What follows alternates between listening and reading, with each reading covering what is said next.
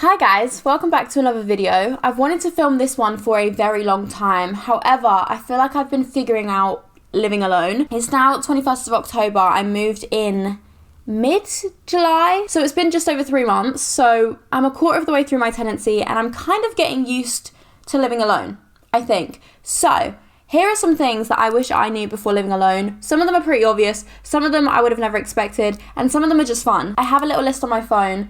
I wanted to make this video as cozy as possible. So my little setup is Pumpkin Kardashian. We've also got my little ghost mug on the right. It's actually got chocolate milk in. Just thought I'd film a little chill video, not too much editing, just a little laid back. Here are some things I've learned. Take it or leave it. The first thing that I noticed and continue to notice every single day is it is so incredibly lonely and so incredibly quiet. I am not a quiet person, so the fact that it's quiet kind of drives me insane. I went to uni, so first year I lived with 7 other people. Second year I lived with 7 other people. Third year I did live with 2 people and then I lived with 1, and that, living with one person, living with Ellie, my absolute love that girl so incredibly much. That was the best time period of my entire life. There is nothing better than living with your best friend. I understand some people can't live together. Like, some people will be great best friends but not great living together, and that's one thing I learned whilst living with people, is some people are really lovely. I can't live with them. Me and Ellie, we never argued. Like, we would try and find stuff that we would argue over because we wouldn't argue, and it was really strange that we just didn't clash in any way. Genuinely miss that girl with my whole heart, and if I could move back in with her right now, I would drop everything and go do it. It's not looking likely. So for at least another 9 months, I am on my own. And like I say, it gets very, very lonely. When I didn't have anything going on and I lived with Ellie, we would go on a walk together, or we'd go get matches together, or we'd go for dinner. However, I'm now post-uni and most of my friends are in a full-time job or doing a master's or just on holiday doing something part-time. They have a very different schedule to me, and I work for myself. I work from home all the time, so it's very quiet for me, and it gets very lonely because even if I've got nothing to do, it is still just me that has nothing to do. It's not like me and Ellie have nothing to do, or I have nothing to do but Ellie's there. It's just me. And what does make it lonelier is the fact that I work for myself. So I spend all day hearing myself talk in content. I edit myself in content. I will pitch myself to brands, and I'm the only person on my team. I am self-employed. I am my own business. Hiersche is my business, and that is me. So I don't think it would be as lonely if I did work for a company. I have a couple friends that do also live alone and don't really have many problems with it. They just say in the evenings it's very quiet, which it is, but obviously working for yourself is going to be a lot lonelier than if you go to a job where you socialize with people. So that's tip number 1. I feel like it's kind of a given, but also it does mean that socializing is way more precious, which I will get into in a little bit. Point number 2 is everything is so much more expensive. It does physically hurt my soul. Council tax, bills, everything is on me. There's no more splitting X, Y, and Z. Everything is reliant on me. So that means if for some reason a payment doesn't come out of my account and I get a threat saying that I'm late on payment, I can't go to anyone else. That's all my problem. Everything is on me. The bills, the rent, the Wi-Fi, everything. It's so expensive because all these things add up. What I pay now is almost triple. It physically hurts. Now, I put myself in this situation because I know I can do it. However, it has been a quiet month and my savings are just... But it's fine because I'm having the time of my life. But yeah, rent is obviously going to be more expensive. I won't tell you the rent of my place now, but I will tell you after I've moved out. But yeah, just know it's more than double, and that's just the rent. On top of that, you've got bills, and my bills come in all different shapes and sizes. You've got water, heating, electricity. All these things that I forgot are not just one thing. You've also got council tax, which does rob me blind every single month. But little tip is, please look into the benefits you can get whilst living alone. For example, I get a discounted council tax because I am a single person household. Brilliant. I mean, still bloody expensive, but it is cheaper. Obviously then bills are going to be cheaper because I'm the only one using them.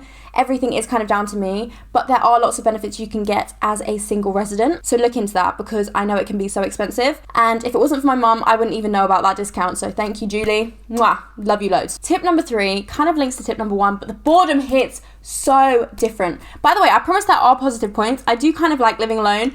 It's just very different. So I'm going to give you some negative points, some positive points, and like I said, some random points as well, but just stick with me for the positive points. The boredom does hit so different because, like I said, when I'm not doing anything, there's nobody else. When I was living with Ellie, there would be times where like we wouldn't be doing anything, but we would be yapping. We would talk about the existence of God and different religions, and we would talk about our degrees. We would have so much to talk about, and it could be absolutely outrageous. It could be the most simple thing. Like, me and Ellie could yap about a bloody apple for 3 hours straight. Now I can speak to my teddies.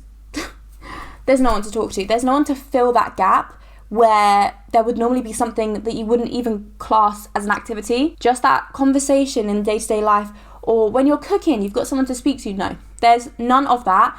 And so the boredom does hit very different, which does mean as well you listen to more music, which then does mean that you get sick of music quicker, you get sick of hearing your own voice. It does take more to keep me entertained. I watch a lot of YouTube now and I go on a lot of walks. My daily step count I will put up here. It is literally like 20,000 steps a day. I can't stop going on walks because I've got nothing to do half the time. And obviously, like I say, I work for myself, so it's not going to be the same for everyone, and I am extremely grateful that I do get the flexibility I do. But yeah, the boredom hits different, which leads me very nicely on to point number 4, and that is that daydreaming can absolutely take over.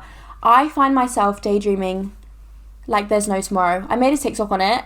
I cannot stop daydreaming. I will think about arguments I had 3 years ago. I will be in the shower imagining myself performing at Wembley. Do you know what I mean? There is just nothing that will like snap me out of it, which is why I can get so sucked in. I mentioned in my TikTok that I just find it very difficult to stay present if there's nothing emotionally or intellectually stimulating. There is no one I can talk to where I can learn something from. There is nothing I can look at that I can learn anything from. And having ADHD, I get so easily distracted. So it's not even like I can just put on an educational YouTube video, because for me to be engaged in that sort of thing, I have to be part of a conversation or part of a group discussion, and it doesn't work like that. So it's very different, and I am working on being present and in the moment, because this is beautiful. Like, I'm only going to be 22 once. I'm only going to be in my own flat in this situation. Like, deep it will never be Tuesday 21st of October 2025 ever again after today. I am trying to learn to live in the moment more, but it is very difficult. It does become very difficult when there is nothing to stimulate you. Point number 5 is not having a routine will absolutely ruin you. I learned this the hard way, and I'm so grateful that I am such a routine person, because I have to have some sort of structure in every single day, otherwise I will genuinely lose my mind. Like, I can't not have a routine. I know there's people out there who can just wake up whenever, go to sleep whenever, they do different things every day. Not for me. I need to have some sort of structure in my daily life, which is why I feel like I'm pretty good at living alone, just based on the fact that I know I need a routine and I stick to my routine. As soon as I fall off that routine, all hell breaks loose. When I lived with Ellie, we would get up at 5 o'clock to do yoga sometimes, and I would get up not only because I knew that I had to get up, but also because Ellie was relying on me to get up. Now, if I say I'm going to go gym tomorrow at 6 a.m, there is nothing else that is forcing me to get up at 6 a.m. to go gym. It's not even like I have a workplace to go to. So if I don't physically force myself out of bed, I will not get up. I don't have a reason to get up. And that does make it very difficult. Like, having someone else relying on you makes you more punctual, I guess. And that's why I love going on runs with my friend Leia. We go on a couple runs a week around Victoria Park, and that actually is the highlight of my week. I genuinely love it so much. Love her so much. Getting up and not having a routine will genuinely ruin you, because you do have to rely on yourself and on yourself only. And I say this in my advice videos, but you should be putting yourself first. So if you're getting up for other people and not yourself, you're basically saying that you don't trust yourself. And if you don't trust yourself, how the hell are you going to trust anyone else? Remember that when you say, oh, I'm going to get up at 7 tomorrow and do X, Y, and Z, do it. Because you're putting your trust in yourself, and you should trust yourself. If you know that you're not a person that can say, I'm going to get up at 7 and then get up at 7, just set a later time. Just stop lying to yourself and then not doing it, because you will lose trust in yourself. Like I said, seeing Leia is the absolute highlight of my week, which leads me very nicely onto point number 6, which is socializing will become so valuable to you. I've noticed that even grabbing a coffee, going to Tesco and getting my groceries, any sort of little interaction I have with people, I do value how I come across a bit more, because it is my only interaction of the day. When I walk through reception every morning, I say hi to the receptionist. If I'm ordering coffee, I'll ask how their day is. I do have a bit more of a social interaction, just because I don't speak to anyone besides myself most of the time. And like I said, seeing Leia is my favorite thing, because it makes friendships way more intentional. I don't just wake up in and see Ellie anymore, which I miss so bad. No one understands how badly I miss that girl. I don't just wake up and see her and expect her to be there every day. Like, everything is so intentional. So if I'm seeing Ellie, there is more of a purpose to it. It's like, she'll be coming over so we can do X, Y, and Z. Even if that is sit, chill, and watch a film, everything is a bit more intentional, and so you do value your friendships a lot more. Running with Leia is the highlight of my week because she's like my therapist. I love that girl so much. Beautiful human inside and out, honestly. And if I didn't have those runs, I genuinely think I would go insane. But you do learn to value your friendships a lot more. So that's one positive. I know I haven't really mentioned many, but there are some more coming, I promise. Genuinely, it does change how you perceive the people you love. I feel like when you go to school when you're younger, like, you're just thrown in with hundreds or thousands of people, and so it's not really too difficult to socialize, even if you don't like the people you're around. Like, in uni, I didn't really like many people at all, which is ironic because I went to uni with Leia, but we've only just become friends. You kind of have social interactions with people that you, even if you're not really close with, you have like mutuals or your acquaintances, or you can get along with them. But now there's none of that. As much as I hate it, no one is going to do anything for you. I am actually a very big hypocrite, I've just realised, because I do have a maintenance team in this building, and I also can text my building about 3 times a day if I need anything.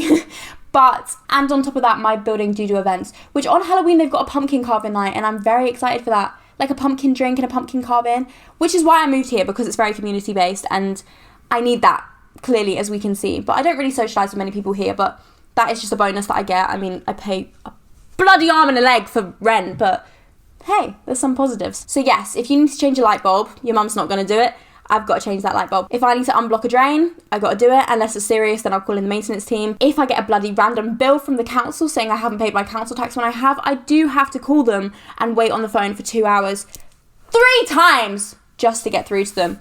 And yes, that is based on a true story. You become fully reliant on yourself, which is bad, but then it is obviously a great life skill to have. It's not ideal when you're doing it. It's not fun when you're starting out, especially. And I do feel like you should rely on yourself for most things. Tip number 8, I actually asked ChatGPT to give me any more valuable information that I think it could add, because I had a few tips, but I wanted to like make sure I covered most grounds. And ChatGPT said you spend more money, which I knew with like bills and stuff, but it pointed out how you spend more money because you go out to see people, which is very true. I get coffee at least 5 times a week.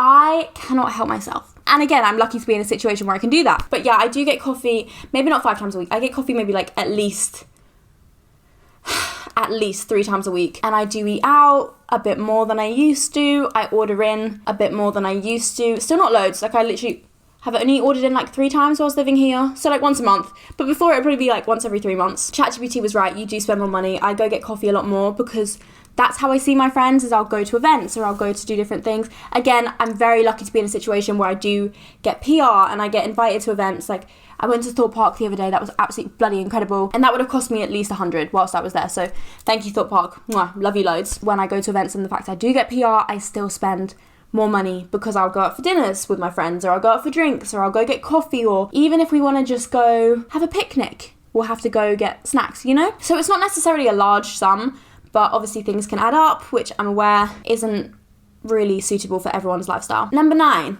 a very personal hitting point for me, is food is hard. Groceries can go off very quickly, so it's not necessarily about saving money when you go grocery shopping. It's more about saving the food. I do buy smaller portions of things now, which cost less, but per like kilogram or whatever will cost more, so they'll be more expensive. And yeah, it does mean food goes off a lot quicker, so it's not necessarily fun to eat when you live alone. Like, if I had like extra peppers when I lived with Ellie, like she could just borrow a pepper, she could borrow mushrooms, like whatever she wanted, we would just share. Now it is very much like, I'm lucky. Again, I'm gonna say I'm lucky 100 times because I like to be a positive person, if you can't tell. I live next to a Tesco, so I tend to go get what I need for the day or for the next couple days, just randomly. I don't have to go do a massive food shop and then come home. I'm not always in the mood to go to Tesco, which is when Nando's and Deliveroo and having Westfield nearby does help me out a lot. And also, another point to that, you will forget to eat. I am not very good with food. I've said this before. I'm not going to go too deep into it, but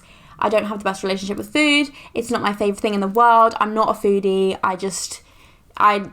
You need it to live. I've got allergies, there's different things. But when I lived with Ellie, she'd be like, have you had lunch? What did you have for breakfast? Like, and I can't lie to the girl. So now if I have one meal a day, oh, it's not good. It's not good, by the way. I'm not promoting it in any way, but I will just forget to eat, or I will forget what proper meal is. But this is where I've noticed focusing on having more of something is so much more beneficial than trying to eat less or be healthy or calorie count. So I really focus on getting as much protein in as possible, especially when I'm gluten and dairy free. It is very difficult for me to get in protein. Like, me and Ellie were doing the 75 hard at one point, and one of the things on there was to get in at least 100 grams of protein a day. Lots of protein comes from gluten and dairy, so as a gluten and dairy free girl, I was struggling because I don't want to eat fish every day. I don't want to eat meat every day. I don't want every meal to be eggs, and I don't like protein powder. I do try and focus on getting in as much protein as possible. Literally today for breakfast, I had chicken and eggs.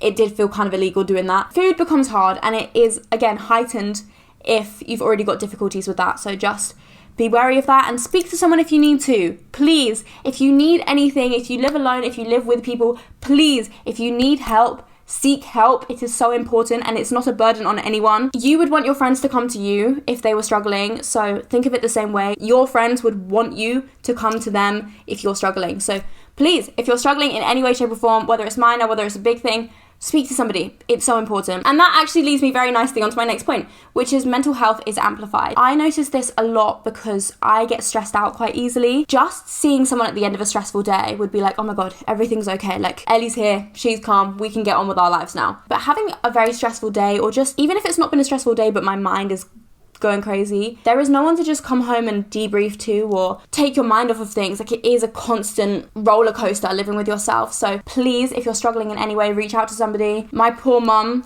hears it from me about 17 times a day, and like I said, the main thing I complain about is not wanting to complain, because I do live a very privileged life. Like, I'm in no way where I want to be. Like, there's so many more things that I want to achieve, but I am aware that I'm very lucky. Sometimes I can forget that, which is ironic because, or maybe I don't forget it because I say a lot. Mental health is important. I forget how lucky I am, even though I say I'm lucky all the time. Like, no matter what stage you are in life, you're always going to have mental health problems. You're always going to have your own thing going on. You don't know what I've been through. I don't know what you've been through. There's things that affect me that you will never know about. And just remember that that's the case for everyone. Anyone online, there are people who are going through it that will never let you see that they're going through it. So before you leave a hate comment, before you judge someone's life or say you wish you were them, you don't know what they're going through. You don't know them on a personal level, and you will never actually be them. So appreciate what you've got. Specifically for me, I'm going to go a bit deeper into this video. I did say I wanted to be a bit more chill. For me, my end of August to about Christmas time is always very difficult for me.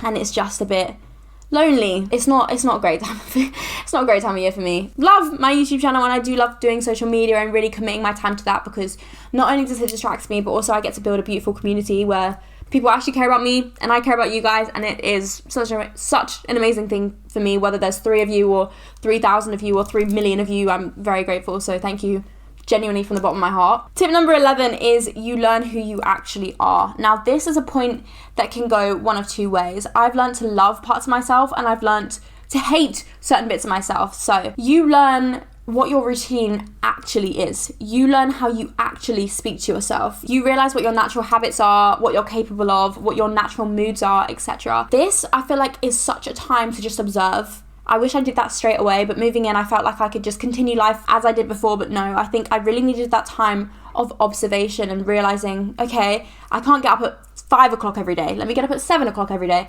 And some days that'll be 8 o'clock, and that is okay. You don't need to have that 6 a.m. wake up and 9 p.m. bedtime to be like every other that girl on TikTok. Like, no. What works for you is what you need to focus on, because you're the one living alone. Not these other girls, not these TikTok, no. It's you. So focus on what you need, not what they are doing. So for me, I like to go to bed early. I am just lucky like that. So I fall asleep at like 10, 11, and I do wake up about 7 or 8. I get lots of sleep, which I'm grateful for. And then when I'm doing shoots, I'll be up at like 4, 3 in the morning. So I get a nice little balance. And like I say, you learn your habits, you learn your capability. I'm not a capable cook. Desafortunadamente, I can't cook for shit. I've tried a million times. I can't cook for the life of me. I do think it's the most stressful thing in the world. But I'm very capable of cleaning. I'm very good at cleaning. I'm very good at taking care of myself. My flat is constantly tidy. I have healthy food in the fridge always. I don't snack on like I don't want to say bad food, but I don't snack on like sweets or like eat loads of sugar. Like, I am quite a healthy person, and again, that does help having that routine. I focus on drinking lots of water, eating lots of protein.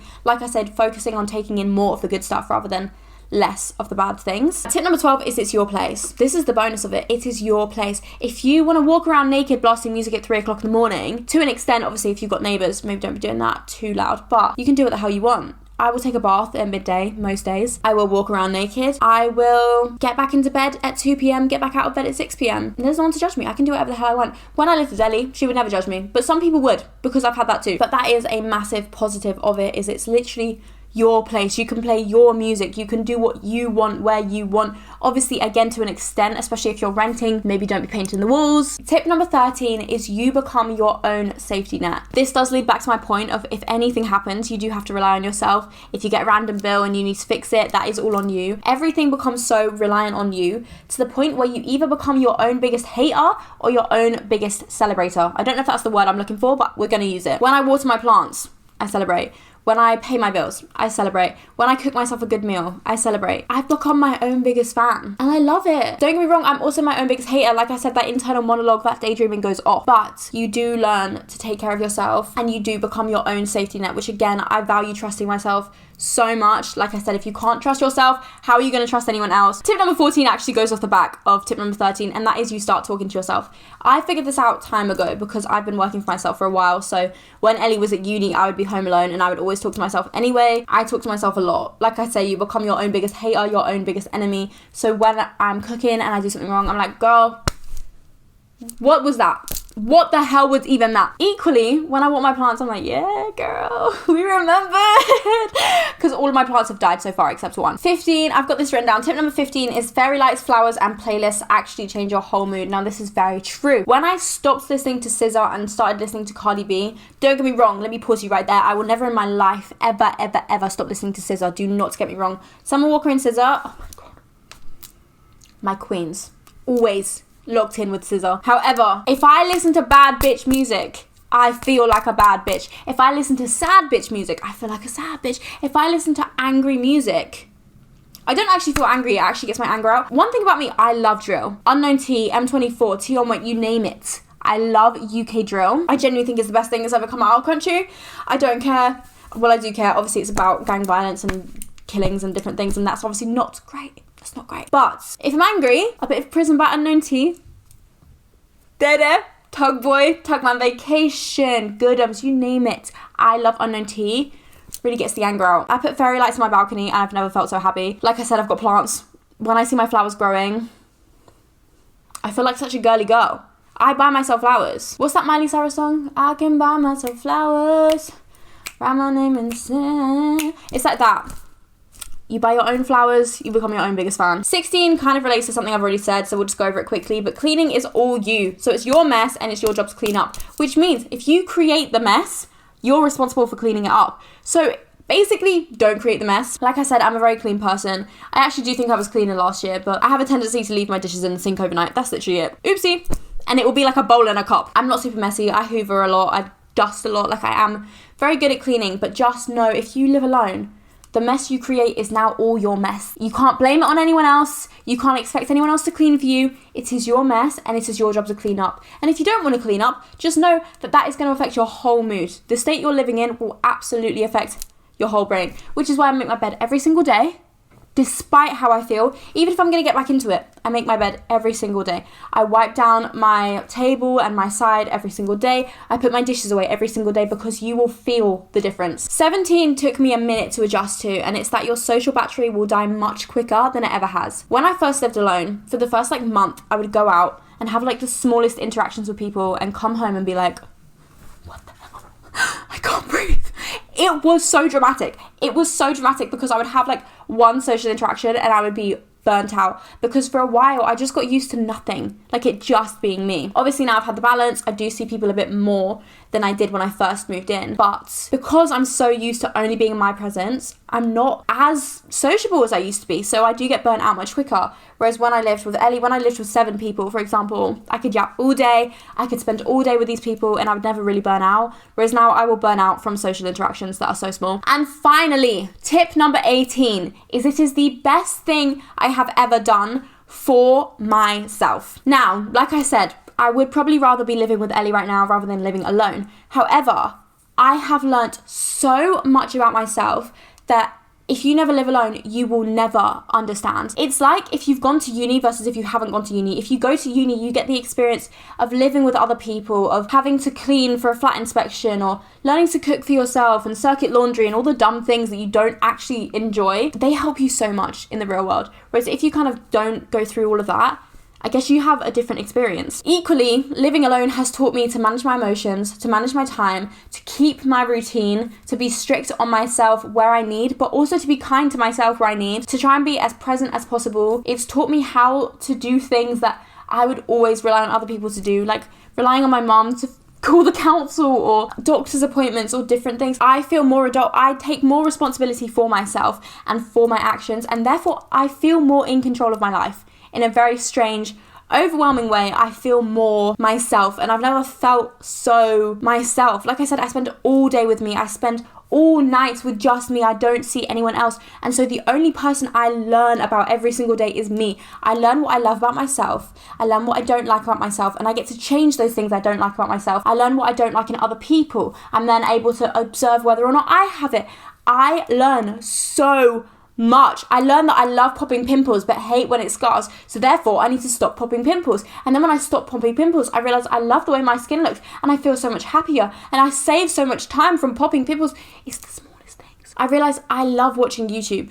I love watching SpongeBob, and I don't need to feel guilty for that. But equally, I've learned that end of August to December is a very tough time for me, and I do need to be kinder to myself during those months. Whether or not I earn money, I am still Izzy. I am still a human being that needs taking care of. So please, whether you live alone, whether you don't, take care of yourself before anything else. I will preach this in any video ever. You are the most important thing in your life. Forget money, forget fame, forget inanimate objects, forget your phone, forget anyone else. If you don't have yourself, you genuinely have nothing. Because if you're not here, you're not here. You can't enjoy anything else without yourself, and it genuinely does start from the inside in.